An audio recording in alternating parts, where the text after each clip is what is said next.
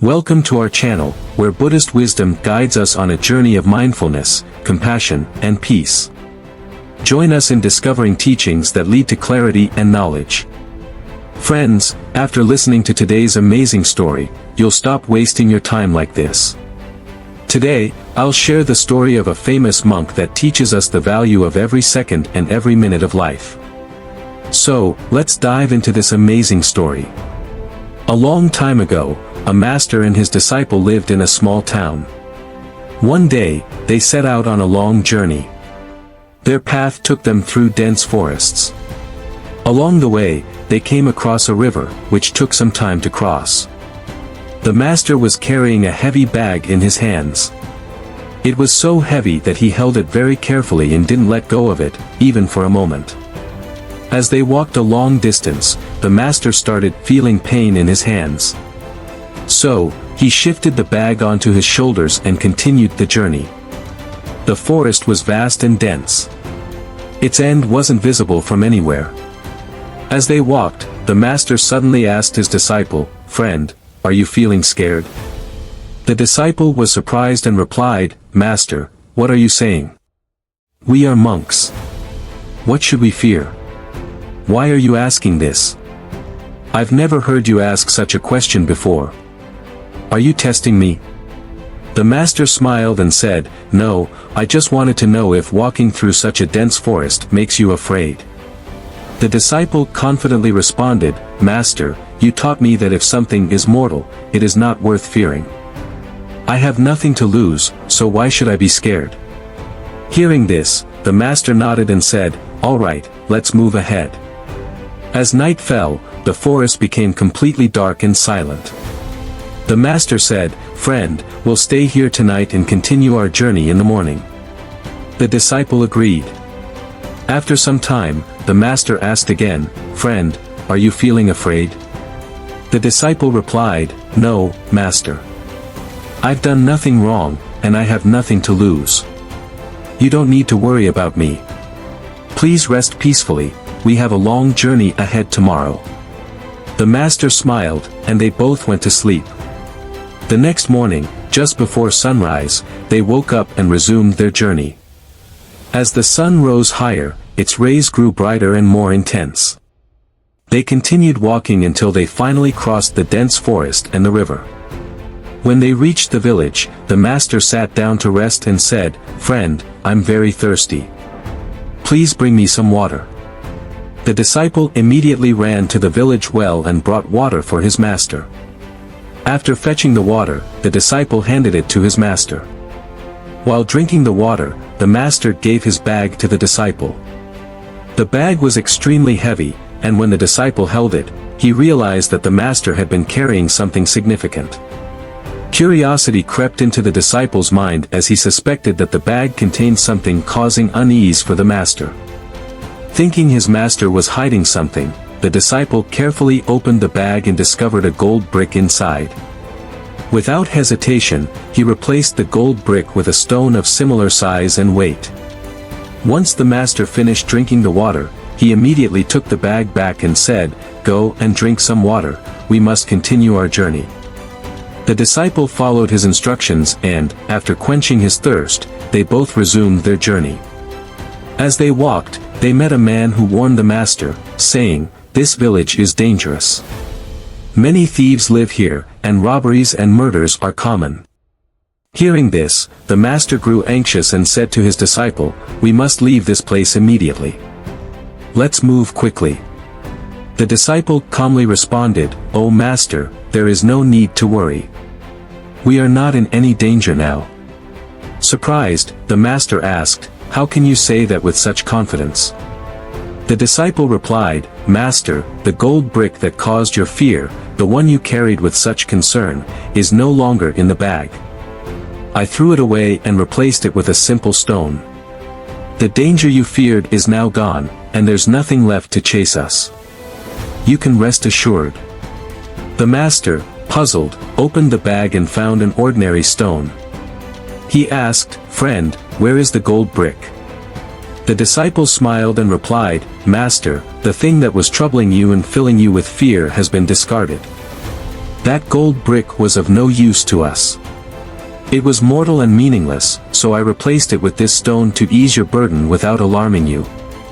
The master reflected on this and said, so, I was carrying the weight of a mere stone all along, troubling myself for no reason, fearing something that wasn't worth it. I see now how unnecessary my worry was. The disciple replied, Master, you taught me that fear is meaningless and that we should not hold on to things that cause trouble. That gold brick had no value for us. The master nodded and said, Friend, you are absolutely right. You've taught me a valuable lesson today. I'm proud of your understanding and wisdom. You've proven yourself to be a worthy disciple. The disciple humbly replied, Master, I only applied what you had taught me, that there is no such thing as fear. This belief has been passed down for years, but if we pause to reflect on reality, we'll uncover the truth: fear exists only within us. If a person harbors fear, then even the smallest things can terrify them. However, if someone is strong from within, no one can defeat them. The key is to realize that most of what troubles us is our own creation. These thoughts are merely imaginations we carry unnecessarily, burdening ourselves for no reason.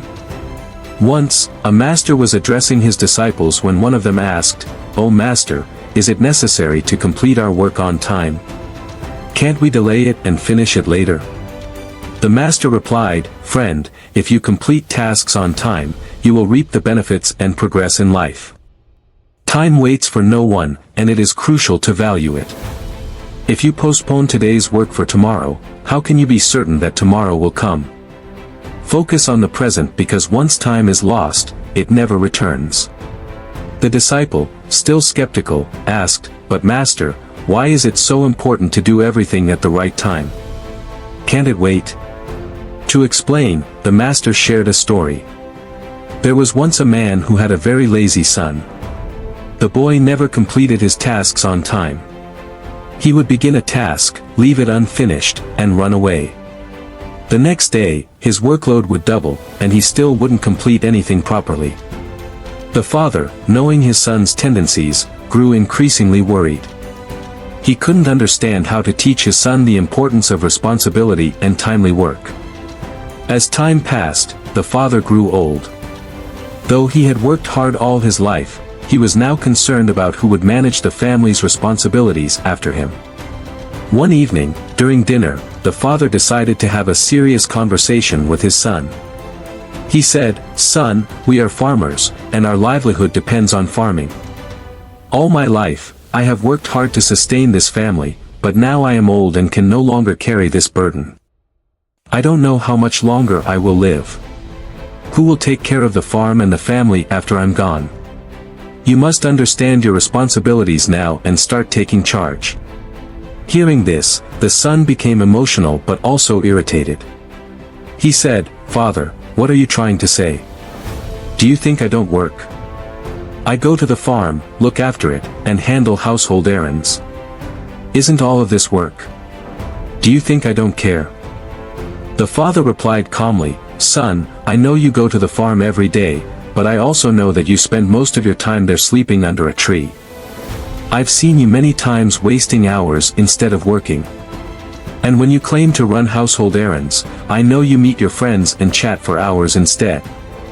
You fail to realize that you have aging parents at home who need your care and attention." This heartfelt conversation made the son reflect on his actions. The father's wisdom emphasized the value of time and responsibility, a lesson that can guide us all. After hearing his father's words, the boy remained silent, unable to respond.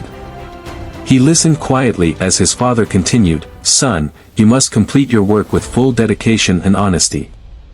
By neglecting your responsibilities, you are not harming anyone else but deceiving yourself. This will only lead to problems in the future, and there might come a time when no one will be there to guide or support you. What will you do when we are no longer around? That is why it is crucial to manage your time wisely and approach your work with sincerity and hard work. My role is to show you the path, but it is up to you to walk on it. Only through your efforts can you find fulfillment and happiness. If you give your 100% to your tasks, your mind will be at peace, and you will always feel content. Remember, time doesn't wait for anyone. If you waste time, it will eventually waste you. Recognize your mistakes and correct them while there's still time. Saying this, the father left. The boy, however, did not pay much attention to his father's advice. A few days later, tragedy struck as both his parents suddenly passed away. The boy was left completely alone. Filled with regret, he stayed awake at night, haunted by thoughts of his father's words. He realized that had he listened, he would have been able to approach life with dedication and responsibility. But now, every time he tried to work, he felt lost and clueless because he had never done anything properly before.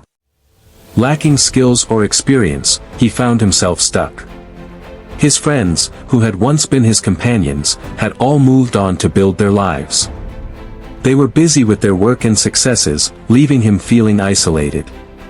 Whenever he met them, he had nothing to contribute to their conversations, as he had achieved nothing in life. This made him angry and deeply regretful. Determined to change, he decided to work hard in the fields as his father had advised. From the next day, he started going to the fields, but his lack of experience made the task seem insurmountable. Frustrated, he would return home each evening, consumed by thoughts of his father's wisdom and his own failure to act. One day, sitting alone at home, he realized that worrying and regretting wouldn't solve anything. He told himself, "It's not too late. I can still make a change. I must honor my father's words, correct my mistakes, and move forward." With renewed determination, he resolved to face his challenges head-on and make the most of the time he had left, vowing to transform his life through hard work and perseverance.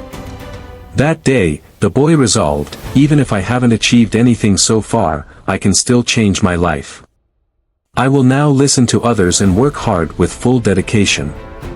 The very next morning, he began his journey of transformation. He visited his farm and sought advice from his neighbors about farming techniques. He diligently followed their instructions, working tirelessly and focusing entirely on his tasks.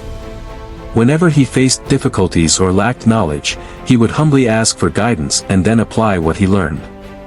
Gradually, the boy began to understand the value of hard work and the importance of time.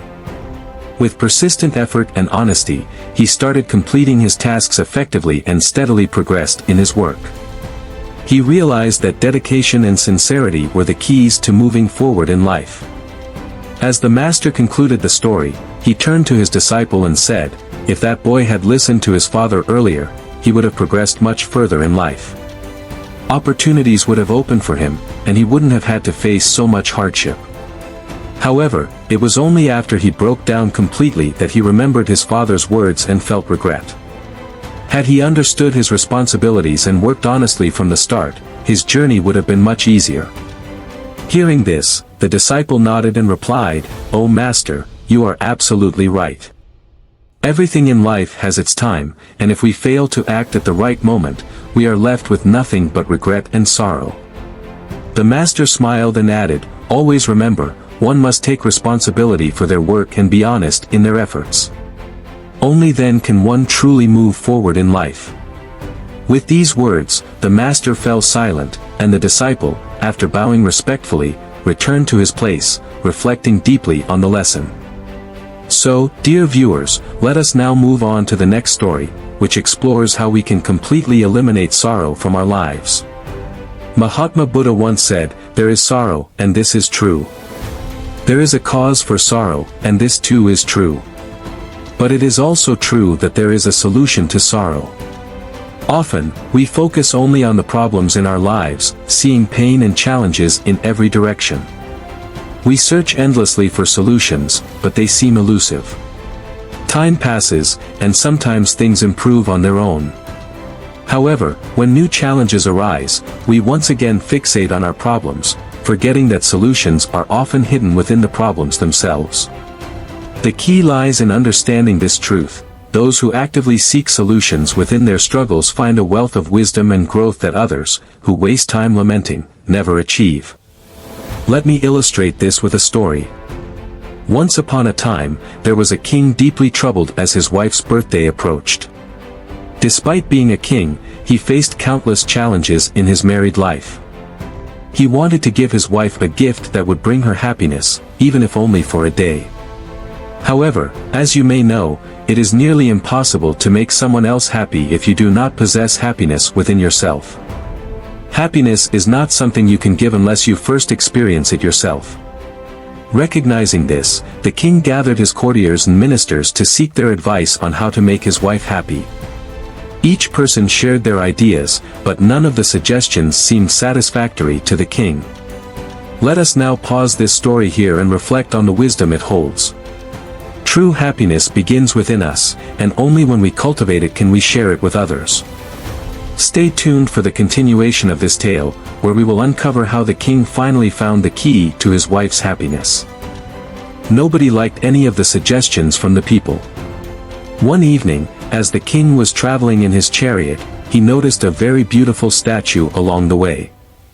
The statue was so attractive and lifelike that the king felt as if it were alive. Enchanted, he immediately sought out the sculptor and praised him, saying, "You are a great artist. Your statues seem to breathe life. I am truly impressed and want all your statues displayed in my court." The sculptor, overwhelmed with joy, felt as though he had struck gold. However, the king added, "Before you join my court, you must create a statue of the queen that will make her forget all her pain and sorrow. If you fail, I will have you beheaded." The sculptor, hearing this, became nervous and uneasy but dared not refuse the king's command. Reluctantly, he agreed, and the king, satisfied, returned to his palace. The sculptor, who had once worked with a joyful heart, was now consumed by fear and sorrow. Every statue he made seemed filled with sadness. No matter how hard he tried, none of the statues reflected happiness or life. Days passed, and 4 of the 7 days given by the king were wasted. The sculptor grew increasingly distressed. His fear paralyzed him, making it impossible to hold the hammer and chisel steadily. He envisioned his grim future and the plight of his family after his execution. In despair, the sculptor devised a plan to flee the village with his family. That night, he packed their belongings and prepared to leave. However, as he stepped outside, he saw soldiers guarding his house. Panic-stricken, he realized escape was futile. Overwhelmed, he collapsed on the ground and told his wife, "Take care of the children after I'm gone. I have failed to create the statue the king demanded. He will surely have me executed." Tears streaming down his face, he cried inconsolably. The night passed in despair, and the next morning, a master came to the sculptor's door seeking alms. The sculptor, though troubled, greeted the master and offered alms. Observing the sculptor's distress, the master asked, "Son, why are you so troubled? Life is a mix of sorrows and joys, but every problem carries its solution within. Often, we focus so much on our troubles that we fail to see the answers right in front of us." The sculptor listened intently as the master continued, "Running away is never the solution. You must face your challenges head-on. If you approach your work with a calm mind and an open heart, you will surely find a way out of this situation. Remember, solutions are often hidden within the very problems we face." When the sculptor heard this from the master, he fell at his feet and, with folded hands, said, "O master, please guide me. The king has commanded me to create a statue, but no matter how much I try, I cannot make it. If I fail, the king will sentence me to death, and I fear for my family. Who will care for them after I am gone?" The master replied, "Son, closing your eyes to problems will not make them disappear. Problems remain the same until we confront them with focus and action. Simply wishing for them to vanish won't work." Saying this, the master whispered something into the sculptor's ear and departed. The sculptor, inspired by the master's words, went to the palace. Seeing him, the king said, "You seem confident. Have you finished the statue?" The sculptor replied, "No, Your Majesty, I have not completed it yet. However, I will deliver a magnificent statue within the time given, but I must meet the queen first. Without her input, the statue cannot be perfect. If I fail, you may punish me as you see fit." The king agreed and introduced the sculptor to the queen. When the sculptor met the queen, he asked, "Your Highness, what is the greatest sorrow in a woman's life?" The queen replied, "The greatest sorrow is not being able to experience motherhood." The sculptor then asked, "What is the greatest joy in a woman's life?" The queen answered, "The greatest joy is having her husband and children by her side." The sculptor thanked her and returned home to begin work on the statue. He poured his heart and soul into the task, working tirelessly day and night. On the queen's birthday, the sculptor arrived at the palace with the statue, covered with a white cloth. The king, curious yet confident in the sculptor's skill, addressed the queen, "This is your birthday gift. Unveil it yourself." The queen removed the cloth, revealing the statue. Tears streamed down her face, and the king, misinterpreting her reaction, grew furious. He ordered the sculptor's arrest, but the queen intervened, saying, "This sculptor has captured my sorrow and joy in one masterpiece. In this statue, I see my husband by my side and my child in my arms. I have never seen anything so beautiful and lifelike. This is the most wonderful gift I could ever receive. I wish this statue reflected my real life." Hearing the queen's heartfelt words, the king realized his mistake. He understood that he had neglected his wife while attending to his royal duties. Tears welled up in his eyes, and everyone in the court marveled at the sculptor's creation, a statue that conveyed both happiness and sorrow. The king, deeply moved, released the sculptor and rewarded him generously, even offering him a place in the royal court. However, the sculptor humbly declined, saying, "O king, I am grateful for your generosity, but I have a small request. You warned me of a death sentence if I failed to create this statue. Life is precious for everyone, whether a king, queen, or commoner. Punishment should not be given without fault. My wife once told me that both the friendship and enmity of a king can be dangerous. I am content with my simple life and my small family. I wish to continue my work as before and live happily as I am. Please grant me your permission to leave." The sculptor bowed and left the palace. Friends, in life, we face many challenges and sorrows. These hardships often carry valuable lessons, but we focus only on the pain and overlook the teachings they bring.